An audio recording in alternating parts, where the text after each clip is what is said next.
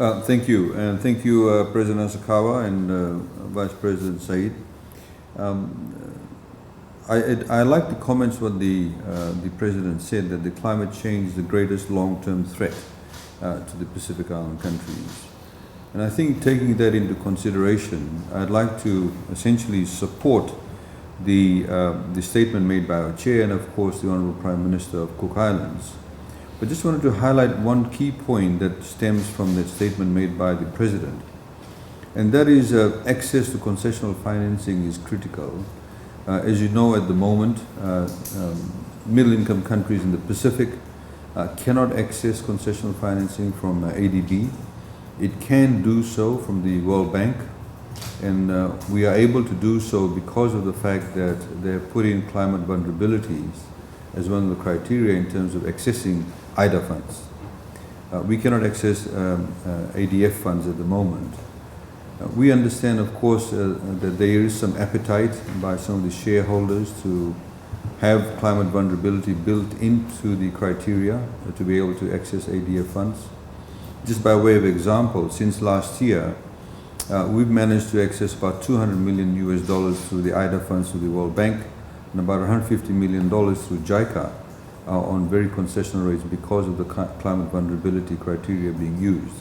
And I think that is critically important that ADB, from the President to the management, is able to highlight this to the shareholders. We understand UK, for example, that's going to host the next COP 26, has the appetite for that, and we would urge the management to actually highlight this. And indeed, all the Pacific Island countries would be eligible, in particular those middle-income countries.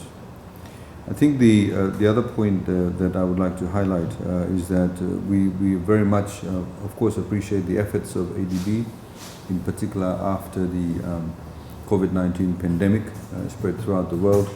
As the President highlighted, the first time that we've had Fiji Airways, private company, with some government shareholding, that has benefited through the loan facility that's been provided, and indeed it has been a great opportunity for us. And indeed, thank you for that access, because it keeps Fiji Airways afloat. We hope to, of course, get the borders open. As the Honourable Prime Minister of Cook Islands highlighted about talking about vaccines, I think one of the areas that we are very concerned about is that whilst some of us are getting perhaps access to vaccines in drips and drabs, although now New Zealand has said that they're going to give us 500,000 doses in the end of the, not at the end, but in the third quarter of this year. We would like it sooner rather than later, but what I'm really concerned about is that even if we do get that, there will still be a vast number of Fijians who won't be able to get vaccines unless we expeditiously get accessibility to those vaccines. Tourism-driven economies cannot wait for the next 8 months or 1 year or 18 months to get the population that needs to be vaccinated. It would be quite a tragedy if we get, for example, only 40% of the population vaccinated when we needed to get 65% of the population vaccinated, and we have to wait for the balance to be vaccinated within a year, because that does not make us attractive for travel. So that, I think, is critically important. ADB, of course, can use its convening power to be able to ensure that we get access to those vaccines. And there is, of course, a scramble for that. I would like to also, just last but not least, highlight, and I know there's a presentation on this, about regional cooperation. We recently had, and as you know, that ADB has given us very good financing in terms of accessibility through the policy-based finance loans that we've received. The changes we brought to a number of the policies.